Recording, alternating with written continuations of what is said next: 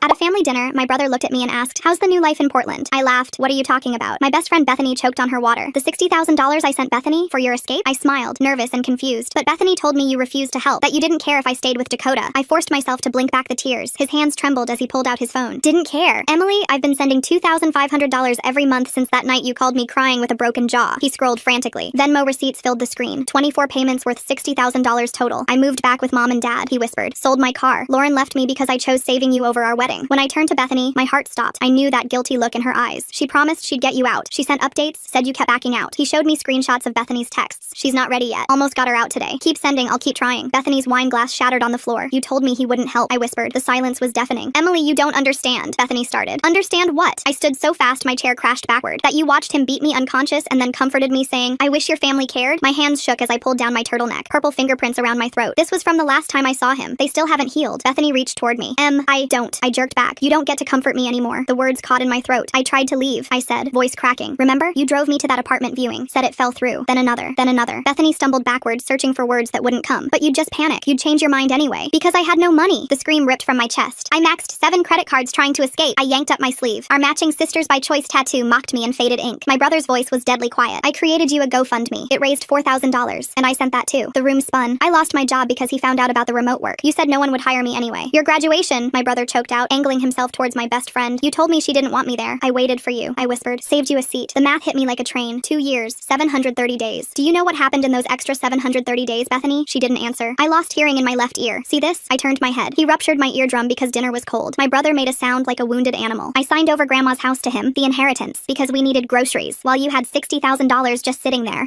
I was pregnant." The words fell like bombs. 5 months. "Your first niece." I looked at my brother. "I lost her after he threw me down the stairs." "You know what I was thinking about while I bled? How I couldn't afford the hospital." Bethany was crying now. Ugly, selfish tears. "But wait, it gets better." I laughed, high and hysterical. "The damage was too severe. I'm infertile now, forever, because I couldn't afford the follow-up surgery." Bethany took a step back, but I followed. The years of rage were finally breaking free. "You want to know the best part?" I stepped closer. "You were my maid of honor. At the wedding he forced me into. You held my bouquet while I married my monster, knowing you had my escape in your bank account." Bethany screamed. "I deserve to be a mother more than someone who couldn't even leave." I paused, not understanding. "Bethany, where did the money go?" Her face went bright red, like she said something she shouldn't have. "Where's my $60,000, Bethany?" "I used it for IVF." The words burst out. The room went silent. Even the clock stopped ticking. My brother stood slowly. His whole body shook. "You stole her chance at children to buy your own?" He grabbed my hand, checking my pulse like I might disappear. "I used to have nightmares where I was at your funeral, and everyone kept asking why I didn't help. Now it feels like it just came true." "Pack your things," he said firmly. "Tonight." "You didn't just steal money," I said quietly. "You stole my family from me. I thought Derek abandoned me. You stole that." Derek was already on another call. I didn't know it at the time, but Derek was about to make my parents pay. Me and Bethany's lives were about to change forever, for better and for worse. Derek walked straight to my bedroom closet and yanked out the duffel bag I'd hidden behind old winter coats, the one I'd packed and unpacked a dozen times over the past year whenever I thought I might actually leave. His phone was already pressed to his ear, and I heard Dad's voice answer on the other end before Derek cut him off with words so cold they made me flinch. "You're going to listen for once in your life." He walked into the bathroom and shut the door, but I could still hear his muffled voice getting louder with each word, while Bethany sat frozen on my living room floor, mascara running down her face in thick black streaks. My hands shook as I grabbed the plastic grocery bag from under the sink and started throwing in my medications from the bathroom counter. The anxiety pills and painkillers and antibiotics from the last time Dakota hurt me bad enough to need them. The orange bottles clattered against each other as I dropped them twice, trying to get them all in the bag, then remembered my phone charger and had to crawl under the bed to unplug it from the wall. Derek came back out with his jaw clenched so tight I could see the muscle jumping, and he picked up my duffel bag with one hand and grabbed the grocery bag from me with the other. "We're leaving now." His voice was flat and hard like I'd never heard it before. "Mom and Dad will deal with her until the police get here." He nodded toward Bethany, who was still on the floor making these weird gasping sounds like she couldn't catch her breath. I followed Derek out the door without looking back at her, my legs feeling like jelly as we walked down the 3 flights of stairs to his car parked on the street. The second I sat down in the passenger seat, my whole body started shaking so hard my teeth were chattering. Even though Derek cranked the heat up all the way and pointed every vent toward me, he drove fast but careful, checking the mirrors every few seconds like he expected Dakota to appear behind us any second. "We're going to a motel first," he said after about 20 minutes of driving through back roads I didn't recognize. "It's safer than going straight to Mom and Dad's in case he comes looking for you there." The thought of Dakota looking for me made my stomach lurch, and I realized I hadn't even thought about him finding out I was gone until right that second. Derek pulled into a rundown motel with half the neon sign burned out and parked near the office, telling me to stay in the car with the doors locked while he went inside. I watched him through the window as he paid the clerk in cash, not using a credit card that could be traced, and came back with 2 room keys. He drove us around to the back of the building and parked right in front of rooms 23 and 24, grabbing our bags and checking around the parking lot before letting me get out. The rooms were connected by an inner door that he immediately unlocked and propped open, then went through both rooms checking the windows and testing the deadbolts on both outer doors. "I'm not leaving you alone tonight," he said, sitting down on the bed across from where I'd collapsed on the other one. That's when everything hit me all at once and I started sobbing so hard I couldn't breathe. These huge gasping sobs that felt like they were ripping me apart from the inside. Derek moved over and just held me while I fell completely apart, not saying anything, just letting me cry until I didn't have any tears left, and my whole body felt empty and wrung out like a dish rag. I must have fallen asleep at some point because when I woke up it was morning, and Derek was sitting in the chair by the window with his phone in his hand. "There's a number here for a domestic violence hotline," he said quietly when he saw I was awake. "I think we should call them." My hands were still shaking when I took the phone and dialed the number, listening to it ring 3 times before a woman's voice answered, calm and steady like she'd done this 1,000 times before. "My name is Jocelyn Reeves," she said after I stumbled through trying to explain why I was calling. "I can meet you at the courthouse today to help you file for an emergency protection order if you're ready." I told her yes, even though I wasn't sure I was ready for anything, and she gave us directions to meet her at the courthouse at 10 o'clock. Derek drove us there in silence, and I saw Jocelyn waiting by the metal detectors, a middle-aged woman with kind eyes who took my arm gently and led us to a small office on the 3rd floor. She helped me fill out all the forms while Derek pulled up photos on his phone that he'd screenshot from our video calls over the past 2 years, pictures of my black eyes, and split lips and bruised arms that he'd been keeping as evidence without telling me. The judge was an older woman who looked at everything carefully, studying each photo and reading my statement twice before signing the temporary restraining order against Dakota. "This is valid for 2 weeks until your hearing," she explained, but I knew it was just paper, and paper couldn't actually stop him if he really wanted to find me. Derek drove us straight from the courthouse to an urgent care clinic where the doctor, a young woman with gentle hands, took photographs of the purple fingerprints around my throat and documented every cut and bruise on my arms and legs. I wonder what Derek's really saying to their parents behind that bathroom door while Emily's packing. There's something about how cold his voice got that makes me think this family dynamic runs deeper than we're seeing right now. She gave me a referral to see an ENT specialist about my damaged ear, writing notes in my chart about the hearing loss I'd been hiding for months. That evening, Derek called our parents again and put them on speaker, so I could hear Mom crying on the other end. "We're getting Bethany out of the apartment," she said between sobs. She admitted everything about the money, all of it. Dad's voice came through next, and he sounded more angry than concerned when he said they'd do whatever it took to help now, like he was mad about having to deal with this mess more than worried about me. Later that night, Jocelyn called to check on me and discuss what would happen next. "I think you should stay with family rather than go to a shelter if that's a safe option," she said. We agreed I'd go to my parents' house the next day, but only with new locks on all the doors, and their security system turned on, and nobody allowed to visit without checking who it was first. "Derek will stay there too," I told her, and she said that was good, that having someone else there would help. The drive to my parents' house the next morning felt like traveling back in time, passing all the familiar streets and stores from when I was growing up, before Dakota, before everything went wrong. Mom had already changed the locks and gave us new keys, and Dad had activated their security system that they'd never bothered using before. My childhood bedroom looked exactly the same as when I'd left it years ago. The same purple walls and boy band posters and stuffed animals on the shelf like a museum of who I used to be. That first night, I woke up 4 times thinking I heard Dakota in the house, my heart racing and sweat soaking through my shirt, even though Derek had dragged an air mattress into my room and was sleeping right by the door. The familiar wallpaper with its tiny flowers seemed to belong to some other girl's life, someone who hadn't been broken into pieces and put back together wrong. 3 days later, Detective Winnie Guzman knocked on my parents' door at 9 in the morning. She was older than I expected, with gray streaks in her hair and tired eyes that had seen too much. Derek sat next to me on the couch while she pulled out her phone to record everything. She asked me to start from the beginning with Dakota, and I talked for 2 hours straight. My voice cracked when I described the beatings and the lost baby and signing over Grandma's house. She wrote notes while I talked and asked specific questions about dates and hospital visits. Then she wanted to know about Bethany and the money, and Derek pulled up all the screenshots on his phone. He showed her every Venmo payment and every text where Bethany lied about me backing out. The detective scrolled through everything slowly and took pictures of his phone screen with her own phone. She said the DA would review everything for possible fraud charges against Bethany. Before she left, she gave me her card and said to call if I remembered anything else. That afternoon, Jocelyn called and said she found a civil attorney named Alistair Bowen who wanted to meet with us. His office was downtown in a building with marble floors, and I felt out of place in my old sweatshirt. Alistair was younger than I thought lawyers would be, with thick glasses and papers everywhere on his desk. He listened to the whole story without interrupting, then explained we had a strong case for theft and fraud. He said I could sue for the full $60,000 plus extra damages for being trapped longer with Dakota. The legal terms made my head spin, but he broke it down simply. Bethany took money meant for me under false pretenses, which was fraud and conversion. He pulled out a stack of papers for me to sign to officially hire him as my lawyer. His fee would come from whatever we recovered, so I wouldn't owe anything up front. I signed everything with shaking hands while Derek read through each page carefully. That night I couldn't sleep, so I started going through my old emails on my laptop. Something felt wrong about how I never saw Derek's messages about the GoFundMe he mentioned. I searched for his email address and found dozens of messages in my spam folder somehow. But when I looked closer, I saw someone had created email filters to automatically delete anything from Derek. The filters were dated 2 years ago, right when he started sending money to Bethany. My stomach dropped when I realized Bethany must have gotten into my email account somehow. She knew my passwords because we used to share everything like sisters do. I found the GoFundMe link Derek had sent with pictures of my bruised face and his plea for help. $4,000 from strangers who wanted to help me escape, and I never even knew it existed. The betrayal hit me all over again, and I threw up in the bathroom sink. Derek heard me and came to check, and I showed him what I found on the laptop. His face went white when he saw the email filters, and he started pulling up his own phone. He had saved every text conversation with Bethany for the past 2 years in a folder. He showed me message after message where she controlled his access to me completely. She told him I didn't want him at my graduation because I was too ashamed to see him. She said I refused to come to holidays because I couldn't face the family after marrying Dakota. Every single lie was perfectly crafted to keep us apart while she played the supportive best friend. She even sent him fake updates about trying to get me out with specific details about apartment viewings. Meanwhile, she was telling me Derek abandoned me and didn't care if I lived or died. The manipulation was so calculated it made me physically sick to read through everything. 2 days later, Alistair called to say he was sending official legal letters to preserve evidence. He sent one to Venmo requiring them to keep all records of Derek's payments to Bethany. He sent another to GoFundMe to preserve the fundraiser Derek created and all donation records. Then he sent a demand letter directly quickly to Bethany, requiring her to maintain all bank records about the money. She had 30 days to respond, or we would file the lawsuit and make everything public. My parents called that night asking for a family meeting, and we drove over the next morning. Mom had been crying, and her eyes were red and puffy when she opened the door. She sat us down in the living room and admitted she suspected something was wrong with Dakota. She said she saw the bruises at Thanksgiving but didn't want to interfere in my marriage. Dad got defensive immediately and started complaining about the legal mess we were creating with Bethany. He said lawsuits would just drag everything out and make our family look bad in town. But he agreed to support me even though his voice sounded more annoyed than caring. The conversation went in circles with Mom crying and Dad getting frustrated about money and reputation. I left feeling more alone than before, even though they said they wanted to help. The next week, I finally saw the ENT specialist about my ear, and she did a bunch of tests. She confirmed what I already knew about permanent hearing loss from the ruptured eardrum. She said the damage was too old to repair surgically, and scheduled me for a hearing aid fitting. I would need to wear one for the rest of my life and replace it every few years. Another thing Dakota stole from me that I could never get back no matter what happened legally. Jocelyn called that afternoon and asked if I wanted to attend a support group for abuse survivors. I didn't want to go, but Derek said it might help, so I agreed to try once. The meeting was in a church basement with folding chairs in a circle and terrible coffee. There were 8 other women there, and they all had different stories but the same broken look. One woman's sister stole her inheritance while she was in the hospital after her husband's attack. Another woman's best friend sabotaged all her job applications to keep her dependent and trapped. Hearing their stories made me realize betrayal comes in so many forms, but the pain feels the same. I didn't talk that first meeting, but I listened to everything and cried quietly in my chair. 2 weeks after the restraining order, Dakota started calling from different numbers, leaving voicemails. He would cry and apologize, then get angry and threaten to find me wherever I was hiding. Derek helped me document every call, and we went to the police station to file a report. The officer said they would arrest Dakota if he kept violating the order, but I knew that wouldn't stop him. We changed my phone number that day and only gave it to necessary people like lawyers. 3 weeks after sending the demand letter, Alistair got a response from Bethany's lawyer. The letter said she couldn't pay back the money because she was $80,000 in debt from failed IVF cycles. They claimed the money was a gift from Derek to help her have a baby, not theft. Reading that made me so angry I actually threw my phone across the room and cracked the screen. The audacity of claiming my escape money was a gift made me physically sick with rage. Alistair called the next morning and asked me to come to his office to review our strategy. Derek drove me there and we sat in the conference room while Alistair spread out printed screenshots of all Bethany's texts to Derek. He pointed to specific messages where she told Derek I was backing out, that I wasn't ready, that I kept changing my mind. Then he showed bank records proving she deposited Derek's money the same days she sent those lies. He explained that this pattern showed clear intent to deceive, and that we could prove she knew exactly what she was doing when she took the money. The legal terms made my head spin, but the basic idea was simple enough. Bethany lied to get money that wasn't hers, and we had proof. Alistair said judges hate this kind of betrayal, and we had a strong case for getting every penny back plus damages. Bethany's lawyer claiming those payments were gifts for IVF makes me wonder how long she's been planning this defense. The timing of those email filters 2 years ago, right when Derek started sending money, seems way too convenient to be coincidence. While he talked, I kept seeing flashes of my wedding day 2 years ago. Bethany had been there at 6 in the morning to help me get ready. She curled my hair and fixed my veil when my hands shook too much to pin it right. She held my bouquet at the altar while I said vows to Dakota that made me want to throw up. She gave a maid of honor speech about true love and finding your person, all while $60,000 sat in her bank account. The memory made me so angry I had to excuse myself to the bathroom where I dry heaved over the toilet. When I came back, Derek was on the phone with our parents asking about help with an apartment. I heard Dad's voice through the speaker complaining about how much everything costs. Mom took the phone and said they would help, but I had to promise to get therapy and get my life together. They wanted receipts for everything and weekly check-ins about my progress. Derek's jaw tightened, but he agreed to their terms because we both knew I had no other options. That afternoon, Jocelyn called about a data entry job one of her contacts needed filled. It was boring work typing numbers into spreadsheets, but I could do it from anywhere with internet. The pay was barely enough for food and basic bills, but having any income felt huge. I filled out the application that night and got approved 2 days later. My first week I made $300, and when the deposit hit my account, I sat on Derek's couch crying with relief. Detective Guzman called while I was working on spreadsheets the next week. She said the district attorney reviewed my case and decided to file assault charges against Dakota. There would be a preliminary hearing in 3 weeks where I'd have to testify about the abuse. My whole body went cold at the thought of seeing him again. She said I could request screens so I wouldn't have to look at him directly, but I'd still be in the same room. I agreed to testify even though the idea made me want to run away and never come back. Meanwhile, Bethany started posting weird stuff on social media about being betrayed and how only real friends understand fertility struggles. Our mutual friends started texting me asking what happened between us. I kept my answers short, just saying we had a falling out and leaving it at that. Derek wanted me to post the truth about what she did, but I was too tired to deal with the drama. I had my first appointment with Catherine Walsh 3 days before the criminal hearing. She specialized in trauma and didn't push me to forgive anyone or move on like other therapists I'd tried. Instead, she helped me make a safety plan for the hearing and taught me breathing exercises for when I felt panic rising. We talked about small goals like eating 3 meals a day and taking showers regularly. She said healing wasn't linear and some days would be harder than others. Insurance covered part of the sessions, but I still had to pay $40 each time, which ate into my food budget. A week later, Alistair called with news that made me see red all over again. Through discovery, he got Bethany's full bank records showing where the money went. Yes, she spent thousands on IVF treatments, but she also bought plane tickets to Hawaii, put $8,000 down on a new car, and had charges at expensive stores almost every week. While I was getting my eardrum ruptured and losing my baby, she was shopping at Nordstrom with my escape money. Alistair said this would help our case because it showed she didn't even use all the money for fertility treatments like she claimed. We officially filed the lawsuit the next Monday. Alistair warned me that court records are public and people might find out about everything that happened. I thought about all the shame and secrets I'd been carrying and decided I didn't care anymore. Let people know what Bethany did and what I survived. At least the truth would be out there instead of her lies. That same night, Derek showed me his phone where where he'd texted his ex Lauren to apologize for choosing to help me over their wedding. Her response was kind, but clear that they were done forever. She said some choices change everything, and can't be undone no matter how sorry you are. Derek's eyes were red when he showed me, and we both sat there crying about everything he lost, trying to save me, while Bethany stole that chance away. 3 days later, Mom called another family meeting, and I could tell from her voice something was wrong. Dad sat at the kitchen table with his hands folded while Mom paced back and forth near the window. Derek arrived late and took the seat next to me without saying anything. Mom finally stopped pacing and looked right at me. "We need to tell you something about Bethany." My stomach dropped because I knew this wasn't going to be good. Dad cleared his throat and started talking about how Bethany had called them 2 years ago, worried about me. She'd told them about the bruises and asked what she should do. Mom's voice cracked when she admitted they told Bethany to handle it herself because they didn't want to get involved in my personal business. They gave her permission to manage the whole situation instead of stepping in themselves. The room went cold, and I felt like I couldn't breathe. Derek slammed his fist on the table so hard the salt shaker fell over. "You told her to handle it?" His voice was deadly quiet. Dad tried to explain they thought it would be better coming from a friend, but Derek wasn't having it. I stood up and walked out without saying anything because if I opened my mouth, I'd scream. The restraining order hearing happened 2 weeks later at the courthouse downtown. I wore my only nice outfit and sat behind the prosecutor while Dakota sat on the other side with his lawyer. The judge reviewed all the violations we'd documented, including the phone calls and texts, despite the temporary order. Dakota's lawyer tried to argue they were just attempts to reconcile, but the judge wasn't buying it. She looked through the evidence folder with all the photos of my injuries and the police reports. After 20 minutes, she granted a 2-year protection order requiring Dakota to stay 500 feet away from me at all times. He had to surrender his guns to the sheriff within 48 hours. The judge warned him that any violation would result in immediate arrest. It was just a piece of paper, but at least now it had real consequences attached. Walking out of the courthouse, I felt a tiny bit safer, even though I knew paper couldn't really stop him if he wanted to hurt me again. Alistair called the next morning saying Bethany's lawyer wanted to meet about a settlement. We met at his office that afternoon where her lawyer laid out the offer on official letterhead. She would pay back $30,000 over 10 years if I signed an NDA agreeing never to discuss what happened publicly. The lawyer said this was generous considering Bethany's financial situation. Alistair leaned back in his chair and told them it was insulting to offer half the stolen amount, plus demand silence about it. I looked at the paper with all its legal language and pushed it back across the table. No deal. The lawyer seemed surprised and started explaining how I'd get nothing if we went to trial, but I didn't care. I wasn't going to let Bethany buy my silence for half of what she stole. At support group that week, the room split down the middle about my decision. Some women thought I was being stupid, turning down guaranteed money when I desperately needed it. Others said standing my ground was the right thing, even if it meant getting nothing in the end. One woman who'd been coming for 3 years said her sister stole her inheritance and she took a settlement with an NDA, but regretted it every day because she couldn't warn other people. The facilitator reminded us there's no right way to seek justice and everyone has to make their own choice. I sat there listening to everyone's opinions and realized how much Bethany's betrayal had messed up my ability to trust anyone's motives anymore. Even these women trying to help made me wonder what they really wanted from me. The fertility specialist appointment came 2 weeks later at the women's clinic across town. She reviewed all my medical records from the miscarriage and did an exam that hurt more than I expected. After running some tests, she sat down and confirmed what the hospital had already told me. The damage from the untreated miscarriage was too severe, and I'd never be able to carry a pregnancy. She talked about other options like adoption or using a surrogate, but I couldn't even process that information. Walking out to my car, I felt hollow, but also weirdly relieved to know for certain instead of wondering. There was no maybe anymore, just a definite never. I sat in the parking lot for an hour before I could drive home. My parents finally agreed to help with an apartment deposit after I showed them 3 rejection letters from cheaper places that turned me down for bad credit. Mom wrote the check while making comments about being more responsible with money in the future. The landlord at the 4th place almost rejected me too when he ran my credit, but Derek offered to co-sign the lease. After 2 hours of paperwork and background checks, I got the keys to a tiny studio apartment on the 3rd floor of an old building. It was 300 square feet with a kitchenette and a bathroom so small you could touch both walls at once, but it was mine. Moving day came a week later, and everything I owned fit in Derek's car with room to spare. He helped me carry up 2 boxes of clothes and a bag of kitchen stuff Mom had given me. Derek installed new deadbolts on the door and set up a doorbell camera that sent alerts to my phone. Mom showed up with grocery bags and some old sheets from their linen closet. That first night alone, I checked the lock 6 times and jumped at every noise in the hallway. But I also slept better than I had in months, knowing Dakota didn't have a key to this door. Derek's ex Lauren saying some choices can't be undone makes me curious about what she's really feeling beneath that polite response. There's something deeper in how she phrased that. 2 weeks into living alone, I got a call from Detective Guzman saying Dakota had been caught on my parents' security camera driving by their house 3 times in one night. We filed another violation report and had to go back to court where the judge was clearly angry. She told Dakota's lawyer that his client was testing her patience and next time would mean jail time, not just warnings. I bought more locks for my windows and started varying my route to work, but refused to live, scared all the time. Good news finally came when Alistair called saying the court had frozen $15,000 of Bethany's assets while our lawsuit was pending. Her lawyer filed an emergency motion claiming this created severe financial hardship for his client. The judge reviewed the motion and noted that Bethany hadn't worried about hardship when she was spending stolen money meant for domestic violence escape. The freeze would stay in place until the case was resolved. It was a small victory, but the first real consequence Bethany had faced for what she did. A week later, I found a thick envelope in my mailbox with Bethany's handwriting on it. Inside was a 3-page letter where she tried to explain herself without really apologizing. She wrote about being jealous of my relationship with Derek since we were kids and how desperate she was to have a baby. She said the debt from failed IVF treatments made her convince herself she deserved the money more than someone who kept choosing to stay with their abuser. There was no real sorry anywhere in the letter, just explanations and excuses that changed nothing about what she'd done. 3 weeks later, Catherine handed me a yellow legal pad in her office and told me to write everything I needed from my parents. My hands shook as I wrote that they had to admit they failed to protect me and stop acting like what happened wasn't that bad. I wrote that they couldn't blame me for the legal stuff with Bethany or make me feel guilty about about needing their help. Catherine read it over and helped me make it clearer without softening the message. I folded the letter into an envelope and dropped it in the mailbox outside her building, even though I knew they might never talk to me again. 2 days later, Mom called saying they'd do family therapy if that's what it took to fix things. Our first session was awkward with all 4 of us crammed into the therapist's small office. Mom kept wiping her eyes and saying she was sorry without making excuses about not knowing how bad things were. Dad sat with his arms crossed and kept checking his watch, but at least he showed up. The therapist said healing would take time and there was potential if everyone stayed committed. I nodded, but didn't really believe things would get better between us. That weekend, I spread all the hospital papers from my miscarriage across Derek's kitchen table. Each receipt and discharge form and test result made my chest tight, but I sorted them into neat piles by date. Derek helped me scan everything into his computer and make backup copies on a flash drive. Alistair said having everything organized would help our case against Bethany. The mediation happened in a conference room downtown with lawyers on both sides of a long table. Bethany wouldn't look at me while her lawyer argued she couldn't pay back the full amount. After 4 hours of back and forth, she agreed to pay $60,000 over 15 years with no NDA, so I could talk about what she did. She also had to do 200 hours at a domestic violence shelter and keep paying no matter what happened with her finances. It wasn't perfect, but seeing her sign those papers admitting she stole from me felt like something. A week later, Detective Guzman called about Dakota's case moving forward. The DA offered him 3 years probation with a batterer program and permanent restraining order instead of trial. If he messed up during probation, he'd serve 2 years in prison. I thought about it for 3 days before agreeing, because I couldn't handle telling everything again in a public trial. At the plea hearing, I stood at the podium reading my victim impact statement about the permanent hearing loss and infertility. Dakota stared at the table the whole time, never looking up once. The judge accepted the plea and gave him the sentence while I gripped Derek's hand so hard my knuckles went white. Walking out of the courthouse, I felt empty, but also like a weight had lifted off my shoulders. The next morning, I got a call from a company about the customer service application I'd sent weeks ago. The hiring manager asked about the gap in my work history, and I told her the truth about leaving an abusive situation. She said she was a survivor too and believed in second chances. They offered me full-time remote work with health insurance starting next month. I cried after hanging up because it was the first good news in so long. At our next family therapy session, Dad finally looked at me instead of the wall. He said he was scared of confrontation and chose to ignore what was happening instead of protecting me. My parents agreed to pay for my therapy and medical bills from my injuries. The therapist said it was progress, even if our relationship would never be the same as before. With insurance starting soon, I made appointments to see about surgery for the internal scarring from the miscarriage. The doctor examined me and said surgery wouldn't fix the fertility damage but might help with the constant pain I'd been having. I scheduled it for next month and tried not to think about how much recovery would cost. The surgery took longer than expected, but the doctor said it went well. I woke up feeling like my insides were on fire, and the pain meds made me throw up. 3 days later, my temperature spiked and the incision started leaking yellow fluid. The emergency room doctor said I had an infection and needed IV antibiotics for a week. I had to call my new job and explain why I'd missed training. The manager was understanding, but I could tell I'd already used up her patience before even starting properly. The antibiotics made me so tired I could barely stay awake for the online training modules. Derek had to loan me $800 for the hospital bills that insurance didn't cover. Mom said they couldn't afford both my therapy and these surprise medical costs, so I'd have to figure something out. I stared at the pile of bills on my kitchen counter, wondering if I'd ever stop drowning in debt from what Dakota and Bethany did to me. 2 weeks later, Alistair called while I was sorting through medical bills at my kitchen table. He said Bethany's first payment bounced and her lawyer just sent notice she was filing for bankruptcy. My hands went numb holding the phone as he explained bankruptcy could wipe out the whole debt if the court allowed it. He filed an emergency motion right away arguing fraud debts can't be discharged, but warned me the legal fight could take years. The retainer alone would cost another $5,000 I didn't have. I stared at the $60,000 settlement papers that might become worthless and had to decide if I should keep fighting or just accept I'd never see the money. 3 days later, Detective Guzman called about Dakota getting arrested for drunk driving with a blood alcohol 3 times the legal limit. Since it happened during his probation, the prison sentence kicked in automatically, and he'd served 2 years starting immediately. Part of me felt safer knowing he was locked up, but that same afternoon, his mom started leaving voicemails calling me a vindictive bitch. His brother sent Facebook messages saying I ruined Dakota's life and deserved everything that happened to me. The police said the threats weren't specific enough to do anything about, so I spent money I didn't have on more security cameras for my apartment door. My hearing aid finally arrived, but insurance only covered the cheapest model that whistled with feedback every time I turned my head. The audiologist adjusted it 3 times, but said the basic model just did that sometimes. During work calls, the feedback got so bad, I'd have to mute myself and pretend my internet was cutting out. She told me I'd need to replace it every few years at $3,000 each time, which made my stomach drop. Derek started bringing his new girlfriend Amy to family dinners, and she kept asking why he was so involved in helping his adult sister. He missed our next 2 therapy sessions, and when I confronted him, he finally admitted he resented losing Lauren and his savings because of me. We screamed at each other in Mom's driveway until we both cried and hugged, but something felt broken between us after that. 6 months into the payment plan, Bethany had only made 2 payments before claiming hardship from new IVF treatments costing $15,000. The court modified her payment schedule, stretching it to 20 years, which meant I'd be 53 when it finished if she even kept paying. Alistair said I should mentally write off the money to move forward, but the injustice burned in my chest every night. My apartment building sold to a developer who sent notices raising rent 40%, which was legal with 60 days notice in our state. Even with my full-time job, I couldn't afford the new rate, and my credit was too damaged from medical debt to qualify anywhere decent. Mom offered to let me move back home, but with rules about being home by 10 and getting my life together, that made me feel like a teenager. At what became my last support group meeting, I looked around and recognized the same faces from a year ago, still telling the same stories. Some women had moved on with their lives, while others like me seemed stuck between who we were and who we wanted to be. The facilitator asked if I wanted to share, but I just shook my head and never went back. A year after leaving Dakota, I sat at my kitchen table with bankruptcy papers spread out next to past due medical bills totaling $48,000. The lawyer explained I could keep my car and basic stuff, but any money from Bethany's lawsuit would go to creditors first anyway. I signed my name on each each form, knowing it meant 7 more years of ruined credit on top of everything else. At least this time it was my choice, even though I wondered if there was really any difference between Dakota's cage and this new one made of poverty and damaged credit. Thanks for sticking with me through all of this today. It's definitely been quite a journey to share together. Catch you next time, and hey, subscribe for more content like this.